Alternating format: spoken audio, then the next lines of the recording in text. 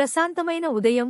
Bit అనే చిన్న పిల్లవాడు దాదాపు 8 సంవత్సరాల వయస్సు గలవాడు తన పడకగది కిటికీ దగ్గర నిలబడి బయట బిజీగా ఉన్న ప్రపంచాన్ని చూస్తున్నాడు. అతను ఆసక్తిగా ఉన్నాడు, సాహసం కోసం ఎదురు చూస్తున్నాడు. బిట్టు పరిసరాలను అన్వేషించడానికి బయట అడుగు పెట్టాడు. అతను నిశ్శబ్ద వీధిలో నడుస్తున్నప్పుడు అతను ఒక పొద వెనుక దాక్కున్న ఒక చిన్న గజిబిజీ వీధిలో చిన్న పిల్లిని గమనించాడు. చిన్న పిల్లి యొక్క బొచ్చు మురికిగా ఉంది మరియు దాని కళ్ళు అలసిపోయినట్లు కనిపిస్తున్నాయి.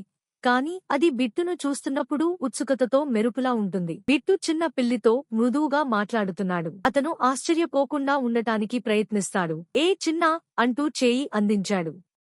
చిన్న పిల్లి సంకోచిస్తుంది, కాని నెమ్మదిగా అంగుళాలు దగ్గరగా ఉంటుంది.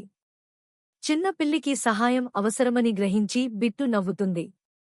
కొన్ని క్షణాల తర్వాత చిన్న పిల్లి చివరకు బిట్టు చేతిని పసిగట్టి నిశ్శబ్దంగా ఓదరగొట్టింది. చిన్న పిల్లి తనని నమ్ముతోందని బిట్టు మెల్లగా నవ్వుతుంది. అతను చిన్న పిల్లి తలను మెల్లగా కొట్టాడు, దాని బలహీనతను అనుభవిస్తాడు.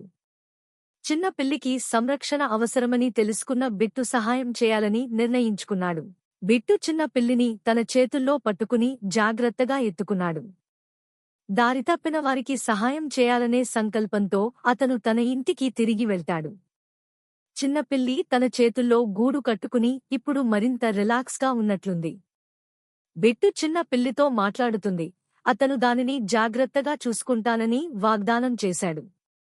బిట్టు చిన్న పిల్లిని తన గదిలో మెత్తని దుప్పటిపై మెల్లగా అమర్చాడు. అతను వంటగది నుండి ఒక గిన్నె నీరు మరియు కొంచెం ఆహారాన్ని తీసుకువస్తాడు. చిన్న పిల్లి ఇప్పుడు సురక్షితంగా భావించి తినడం ప్రారంభిస్తుంది.